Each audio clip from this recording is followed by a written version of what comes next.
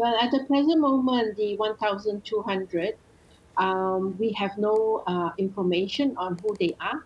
I hope that they are not children or babies or, those information have been withheld. And unfortunately, UNHCR has no access to date to these 1,200 nationals. Yes. Why is Malaysia returning them despite warnings from the United Nations? I guess that question you have to ask the Malaysian government. There has been enough outcry in Malaysia to not do that, to halt and allow UNHCR to have access so that we can actually determine their status. Because if we are sending all these nationals back and they are refugees, asylum seekers, then we are sending them to a military junta that has a very troubled history. Troubled history that actually speaks of repression, of disappearances, of rape, and they have actually plunged the economy quite badly, where people suffer from acute poverty. So by sending them back, we are also sending a message to say that, we are sending them back to a genocide. And I think that should not be what we should be doing as Malaysian citizens, because we are talking about humanity here. And of course, it's a very turbulent time to be sending them back with unrest in the country at the moment. But Malaysia has promised not to deport anyone registered with the UNHCR. What has the UN said in reply? Well, the UNHCR has no response yet from the Malaysian government. I do hope so, but it is not just about the few refugees who are registered with UNHCR. It is about the detainees, the 1,200 as well, that we need to actually take care of. And are you hopeful that the deportation can be halted? I hope so.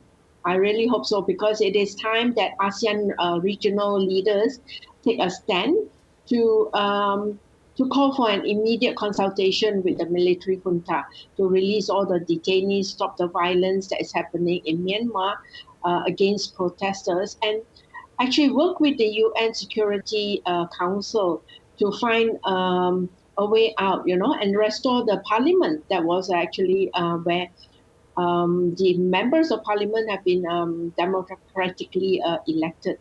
I think these are the immediate steps that ASEAN leaders, East Asian country leaders, and also even Australia and New Zealand can actually help, to reduce this conflict that is going to happen. That is happening now. And within Malaysia itself, what are some viable solutions? Does the country need to reconsider how it treats refugees?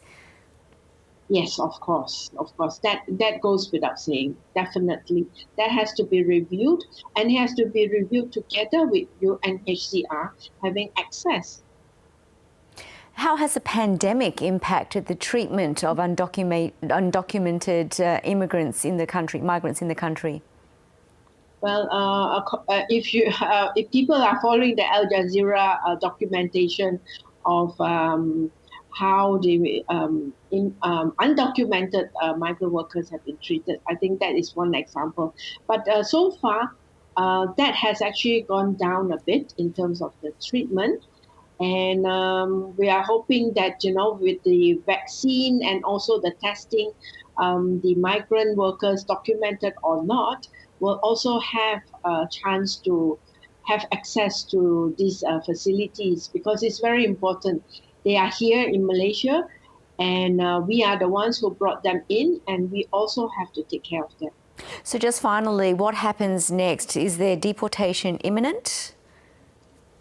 I hope not. I really hope not. This is still the 11th hour.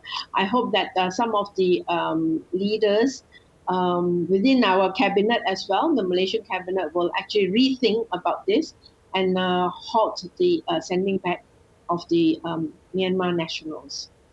Maria Chin Abdullah, thanks so much for joining The World and talking to us. Thank you very much.